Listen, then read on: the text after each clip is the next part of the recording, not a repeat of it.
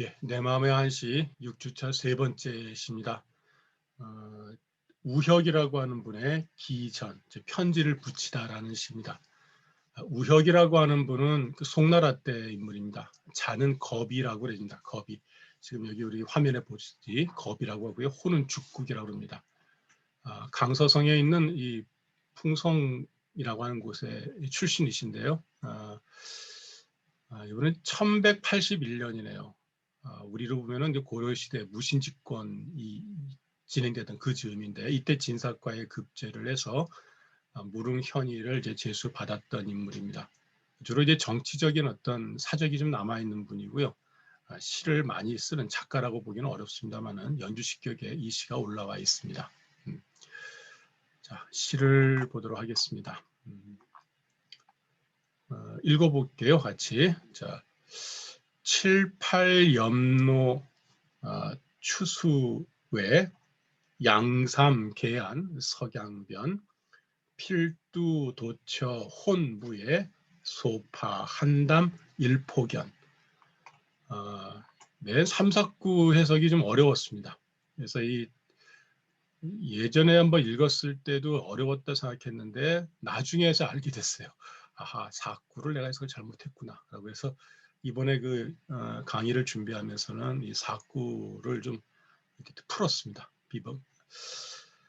기전이라고 그랬죠. 제목이 이 기자라고 했는데요. 이게 붙일 기자죠. 붙일 기자입니다. 편지를 붙이다 그런 뜻입니다.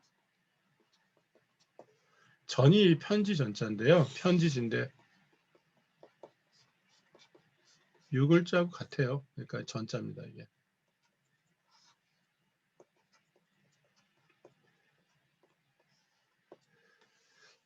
이 시는 1,2구는 편지지를 표현한 것이고요. 3, 4구는 편지지를 그 편지지에 사연을 적어서 보낸 내용을 쓰고 있습니다. 우리도 그 편지지 그러면은 요즘 편지 잘 안 쓰시죠? 잘 안 쓰시는데 요즘은 A4지가 편지지가 되나요? 아니면 그 편지지를 예쁜들은 좀 이렇게 낭만적으로 그 편지 안에다가 뭐 이렇게 그 새도 좀 그려놓고 그다음에 그 풀도 좀 그려놓고 이래서 조금 운치 있게 편지지를 만들었습니다. 종이를 이렇게 만드신 거죠. 그래서 우리도 사실 이런 어떤 그 좀 그 이 서예가라든가 또 좀 이 옛 사대부들 가운데서 본인만이 쓰는 어떤 편지지를 갖고 있었던 분도 있었습니다. 그래서 지금 남아있는 그 옛날 전적들 가운데 이 글씨를 모아놓은 어떤 그 자료들을 보게 되면 너무너무 예뻐요. 종이도 참 좋은 종이를 많이 쓰셨고요. 그게 바로 보면은 다 그분들이 직접 제작한 그리고 그분들만을 위한 어떤 편지지 또는 종이였다고 들었습니다. 지금 여기 나오는 이 129도 바로 우혁이라고 하는 분이 누군가에게 편지를 보낼 때 자기 편지지의 어떤 모습을 이렇게 그렸습니다. 그런데 전혀 그렇게 보이지 않는 얘기 느낄 수가 있습니다. 자, 7, 8염로 추수에 그랬습니다. 이것도 129가 서로 이제 기련, 직경, 대격인데요. 그러니까는 7, 8, 7, 8이죠. 7, 8. 엽은 수사입니다. 단입니다. 7, 8, 잎이라는 얘기인데요. 노자는 갈대입니다. 갈대 잎이 7, 8개예요. 사실 여기 찍어서 번역을 갈대 7, 8줄기라고 했습니다. 이렇게 물이 있으면은 물가에 갈대가 이렇게 있는 거죠. 여기 이파리가 7, 8개는 너무 좀 안 맞는 것 같아요. 그래서 이 엽은 바로 갈대 줄기를 가리킵니다. 추수외 그랬습니다. 가을물입니다. 가을물. 외는 저편이죠. 아마도 여기에 시인이 있을 것 같고 시인이 저 갈대를 바라보는 것은 물이 있고 물 너머에 저 강물 너머 쪽에 이제 갈대가 이렇게 있는 장면인 것 같습니다. 봄물, 여름물, 가을물, 겨울물 이 차이를 혹시 아세요? 서울에 가면은 수락산이라고 있어요. 수락산이 있습니다.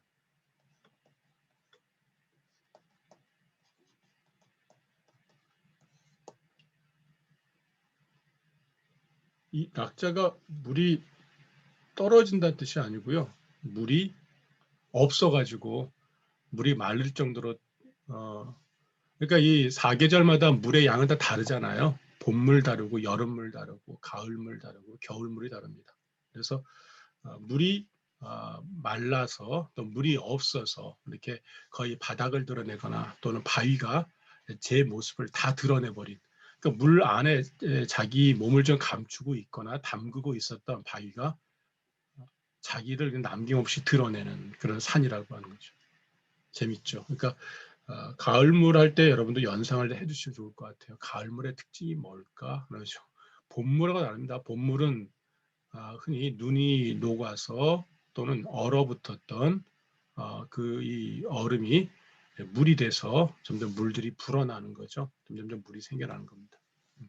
가을물은 아무래도 이제 물이 좀 줄어들겠죠. 자, 7, 8개 입의 갈대가 가을물 저편에 있고 양삼계안 석양변이라 했습니다. 2개, 3개의 안 기러기입니다. 이건 2~3마리겠죠. 2마리, 3마리의 기러기가 석양변에 있다. 석양이 있고요. 석양 저편에 있는 거죠. 아마도 여기 석양이 있다면은 이쪽에 석양이 질 때 저쪽에 이제 이쪽에 그럴까요? 석양이 이렇게 해가 저무는 저 끝쪽에 이제 기러기가 7, 8마리가 날아가고 있는 장면입니다. 우리 동양화 볼 때 많이 보이는 장면이시죠? 아마도 이게 이렇게 있으면 편지지가 있으면은 갈대잎이 이쪽에 이렇게 있을 것 같고요. 아니면 이쪽에 있든지 하고 이쪽에는 이쪽에 이제 그렇네요, 그죠? 가을물 이렇게 그 갈매기가 날고 있는 장면을 찍은 그런 편지지로 보시면 될 것 같습니다. 자, 여기에서 우리가 이 외자, 변자라고 하는 거를 조금 생각해 볼 수 있을까요? 외 또는 변, 서로 어울리는 말이죠. 물 저편에 갈대의 줄기가 7, 8개가 있고 석양, 해가 저무는 저 끝으로 2, 3마리의 이제 그 갈매기가 날아가고 있습니다. 기러기라고 하는 거 있잖아요. 갈매기 기러기네요. 죄송합니다. 네, 기러기. 갈매기라고 부를까요? 이 안이라고 하는 놈은 본래 해를 따라다닌다고 얘기합니다. 수양조라는 말이 있어요. 수양조.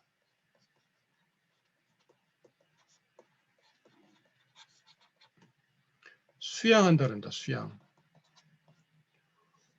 이게 무슨 말이죠? 우리가 이게 계절을 아는 철새죠. 철새는 이놈은 이제 가을에 남쪽으로 왔다가 봄이 되면 북쪽으로 가잖아요. 그래서 이런 새를 수양조라고 부릅니다. 수양조. 이 따라갈 숫자거든요. 따라다닐 숫자입니다. 그래서 수양조라고. 용어가 좀 어렵죠. 요거는 이제 기억을 해주시면 좋을 것 같아요. 큰 놈은 보통 이제 이 홍이라고 부르고 작은 놈은 안이라고 부릅니다.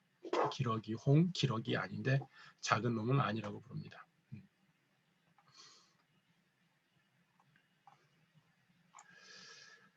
자, 필두 도처 혼무에 이랬습니다. 필두 붓끝이죠. 여기 앞에가 이제 편지지라고 그랬었죠. 자, 요겁니다. 편지지입니다. 그러니까 시제에 사실은 다 이 시를 해석하는 힌트를 두어뒀는데요. 요 전자를 1, 2구에서 표현을 하고 있는 거죠. 필두 도처 혼무에라. 붓끝이 도처, 닿는 곳이라는 얘기입니다. 도처는 닿을 도자입니다. 닿는 곳에 혼이라고 하는 말은 전혀 이런 뜻입니다. 온통, 모두 이런 뜻입니다. 두보의 시 가운데 나이가 들어가지고 내 머리를 모두 쥐어도 비녀 하나 꽂을 힘이 없구나라고 하는 그런 시가 있습니다. 혼이라고 하는 말은 모두 다 동원했을 때 이런 뜻입니다. 모두, 전혀, 다 이런 뜻입니다. 무애, 애라고 하는 말은 장애가 없다. 애라는 것은 보통 이렇게 씁니다. 통상 요 돌석변에다가 의심할 의자를 넣어서 애라고 보통 많이 쓰는데 여기 이렇게 되어 있네요. 그러니까 방해하다, 가로막다는 뜻입니다. 가로막는 게 없다라는 거죠. 이렇게 잘 써진다는 얘기죠. 그러니까 붓끝이 닿는 곳마다 전혀 막힘은 없이 술술술 지금 사연을 써내려가는데 이런 얘기입니다. 소파 한담 일폭연이라. 소자는 이게 청소할 소자예요. 근데 여기서는 독특하게도 그린다는 뜻을 가지고 있습니다. 그리다. 그릴 회자입니다. 요거는.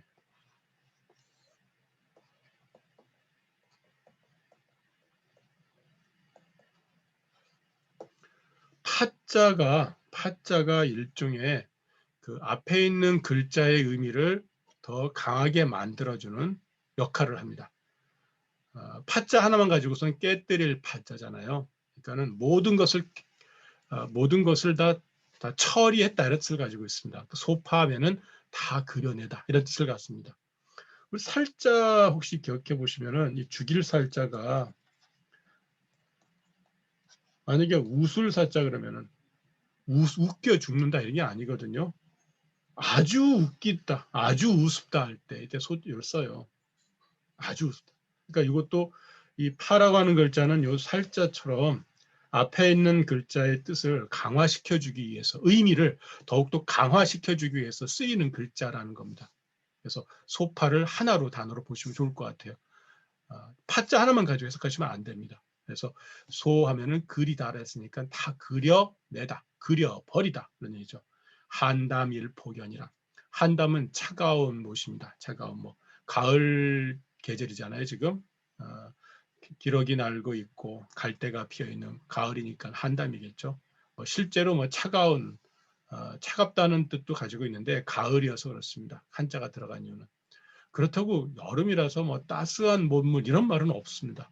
그러니까 한자는 계절을 뜻하면서 어감상으로 우리가 차갑다는 느낌을 같이 주는데요. 몸물을 갖다가 우리가 따뜻하다고 한 적은 없어요. 물론 온천의 경우는 다를 수가 있습니다. 온천은 그렇겠지만 이 못을 가지고 의례껏 우리는 한담이라고 표현하는데 이 한자도 그냥 의례적이긴 하지만은 가을이라고 하는 계절과 연동이 되어 있다는 겁니다. 담은 못담자죠. 깊은 물입니다. 일폭연이라 했습니다. 이 폭자도 셀 단위죠. 연자입니다. 안개 꼈습니다. 그러니까 이거는 글자 순서대로 한다면은 차가운 몸물의 한 폭의 안개를 그려주게나 그랬습니다. 근데 그리다고 하지 않고 만약에 소자를 청소한다면 어떻게 될까요? 한담에 한 폭 안개를 쓸어주게나 이렇게 되죠. 상상은 돼요. 그죠? 거기 있는 안개를 싹 쓸어내듯이 뭔가 뭔가 이렇게 뭔가 이렇게 그려내 보기 이런 뜻으로 이해는 될 것도 같은데요. 소자 자체에 그려내다는 뜻으로 이렇게 해석하는 것이 맞으니까 그 한담 일폭연을 그려주게나라고 해석하면 좋습니다. 이거는 이런 거죠. 사실 안개 낀 차가운 몸물이지, 그죠? 한담에 있어서 일폭연은 아닐 거예요. 그러니까 이거는 이제 우리가 이 시이기 때문에 이 시가 시이기 때문에 글자가 놓이는 순서가 조금은 우리가 아는 산문적인 리듬하고 다른 부분이 있습니다. 그러니까 한 폭에 안개 낀 차가운 몸물을 그려내 주시게 이랬습니다. 이 시는 누군가에게 편지를 보냅니다. 그림을 구하고 있죠. 마지막에 이 한담연이 바로 그려낼 풍경인 것 같습니다. 자, 그래서 이제 어떤 분은 이렇게 표현을 합니다. 이게 어디쯤 나오냐? 우리 교재에 17페이지에 보시면은 17페이지에 보면은 교증이란 이 우혁이라고 이 분의 시에 교증이 달려 있는데요. 교증의 1번 주석을 보면 수정주인 교호라고 있습니다. 일본 분인데 수정주인이란 분이 이제 이 교감을 하면서 뭐라고 말을 붙여놨어요. 이렇게 놨습니다. 전자의 주의에 취한 것은 전문의 뜻이니 이 시제를 뜻하는 거 아니에요. 이거는 제목에 붙어 있는 말을 하는 거고요.